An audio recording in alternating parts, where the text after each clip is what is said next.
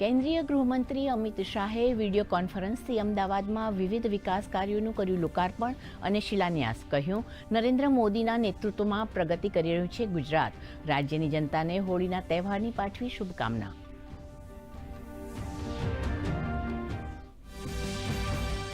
હોળીના રંગોમાં રંગાયો દેશ. રાજ્યના યાત્રાધામોમાં પણ ઉજવણીનો માહોલ. દ્વારકા અને ડાકોરમાં પદયાત્રીઓનો ધસારો. દ્વારકાધીશ મંદિરના પ્રાંગણમાં ડીજે અને ઓર્કેસ્ટ્રાના તાલે જામ્યો રાસોત્સવ. અને જય રણછોડ માખણચોરના નાદથી ગુંજી ડાકોરની ગલીઓ. આવતીકાલે ઉજવાશે ફૂલડોલ ઉત્સવ.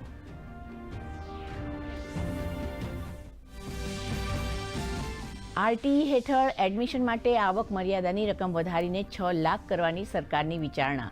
સુરતમાં શિક્ષણ મંત્રી પ્રફુલ્લ પાનસેરિયાએ આપી માહિતી.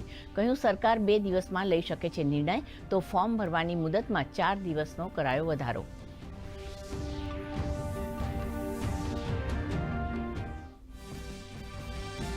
રમકડાં અને ખાદ્ય પદાર્થની આડમાં ઓનલાઈન ડ્રગ્સના ધંધાનો પર્દાફાશ.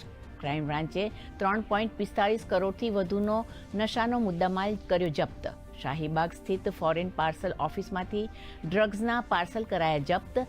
રાજ્યના 10 જિલ્લામાં જવાના હતા અમેરિકા, કેનેડા, થાઇલેન્ડથી આવેલા પાર્સલ. ભાવનગરમાં લોકો પાયલટની સજાગતાથી અત્યાર સુધીમાં 151થી વધુ સિંહનો થયો બચાવ.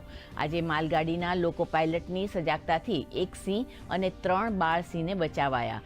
ભાવનગર રેલવે ડિવિઝન દ્વારા આ રૂટના લોકો પાયલટને સિંહને બચાવવા માટે અપાઈ છે ખાસ તાલીમ.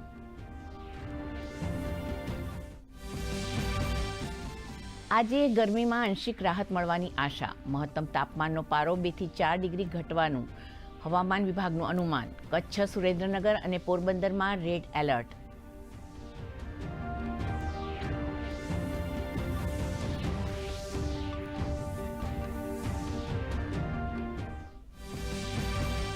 નવ મહિનાથી અંતરિક્ષમાં ફસાયેલા સુનિતા વિલિયમ્સ અને વિલમોરની ધરતી પર વાપસી ફરી એક વખત ટળી.